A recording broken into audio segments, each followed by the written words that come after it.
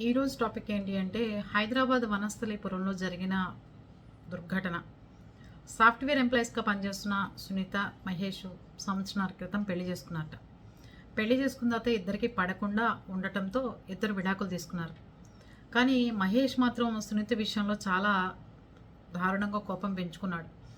అందుకని తను వనస్థలీపురంలో నివసిస్తున్న 4th ఫ్లోర్లో అపార్ట్మెంట్లో నివసిస్తుంది. కానీ సునీత రెండో మ్యారేజ్ చేసుకుందట. చేసుకుంటే తను ఎప్పుడు ఎక్కడికి వెళ్తుంది ఏంటి అనేది కూడా పసిగట్టాడు ఈ మహేష్. రెండో పెళ్ళి అయిపోయింది అయినా సరే పసిగట్టాడు. పసిగట్టి భార్య విడాకులు ఇచ్చింది కదా, మనకెందుకని ఊరుకోలే. తను ఉంటున్న వనస్థలీపురం అపార్ట్మెంట్లోకి వచ్చి కార్ పార్క్ చేసి తనతో పాటు తెచ్చుకున్న కిట్ తీసుకుని ఆ పని పైకి వెళ్ళి ఎవరైతే సునీత ఉందో తన మీద దాడి చేసి ముక్కలు బాడీని అయితే చంపి ముక్కలు చేసేట. ఆ అమ్మాయి అరుపులకి చుట్టుపక్కల వాళ్ళకి వినపడి, ఆవిడ రిలేటివ్స్ కానీ ఎవరైనా ఉన్నారు కానీ అందరికీ వినపడిందట అపార్ట్మెంట్లో. అయితే వాళ్ళు పోలీసులకు కంప్లైంట్ ఇచ్చారు. వాళ్ళ మదర్ కూడా దగ్గరలోనే ఉంటుందనుకుంటా, సునీత వాళ్ళ మదర్ కూడా, ఆవిడ కూడా వచ్చారు. వచ్చేలోపల అతను పెట్రోల్ క్యాన్ కూడా తెచ్చుకున్నాడు. ఈ మధ్యన సంఘటనలు చూస్తున్నాం కదా, పెట్రోల్తో కాల్ చేసి బాడీని తీసుకెళ్ళి నీళ్ళలో కలిపేయటం అని. అలాగే పెట్రోల్ తెచ్చుకున్నాడు అతనితో పాటు. ఆ సునీతని ముక్కలు చేసేసి ఇంకా పెట్రోల్ పోసేసాడు. కాల్ చేద్దామన్న టైంలో ఆ సునీత వాళ్ళ మదర్ వచ్చారంటే ఇతనికి అత్తగారు వస్తే ఆవిడ్ని కూడా కొట్టాట, భయంకరంగా దాడి చేశాట. ఈ సునీత మీద కొట్టి నరికి పూల కుండీలతో తలలు పగలకొట్టి అంత భయానికంగా పైశాచికంగా చంపాట. అంతేకాకుండా అత్తగారి మీద కూడా దాడి చేశాడు. ఆవిడకి దెబ్బలు తగిలాయి. ఈ సునీత ఎవరైతే సెకండ్ మ్యారేజ్ చేసుకుందో అతనికి ఈ అమ్మాయికి మొదటి పెళ్ళైన విషయం అతనికి చెప్పలేదట. ఇప్పుడు వచ్చిన న్యూస్ అన్నమాట ఇది. అంటే చూడండి, ఒక పక్కన ఒక పెళ్ళి పెటాకులైంది, రెండో వాడితో అయినా అన్నీ చెప్పి బాబు మా అమ్మాయి ఇట్లా ఇబ్బంది పడింది, ఇది పరిస్థితి అని చెప్పి ఆ అబ్బాయికి పెళ్లి చేస్తే పోయేది కదా. కానీ అదేది చెప్పకుండా దాచిపెట్టి పెళ్లి చేశారు.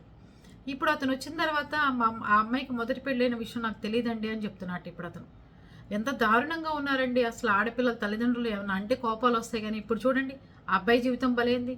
వాడు దేనికి కోపం పెంచుకున్నాడో తెలీదు, ఒంటరిగా ఉంటుందని ఎలా తెలుసో తెలీదు. అన్నీ పకడ్బందీగా పెట్రోలు, కత్తులు, కటార్లు, బ్యాగు తెచ్చుకుని చక్కగా కిట్ తెచ్చుకున్నాడు.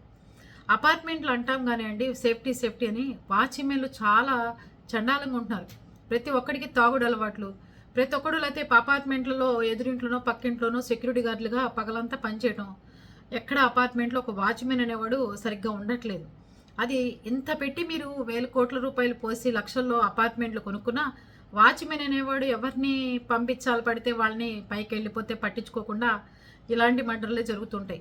ప్రతి ఒక్కళ్ళు మేలుకొని అపార్ట్మెంట్లో వాచ్మెన్ సెక్యూరిటీ సరిగ్గా లేకపోతే వాచ్మెన్ని తీసేసి సెక్యూరిటీ గార్డులను పెట్టుకోండి.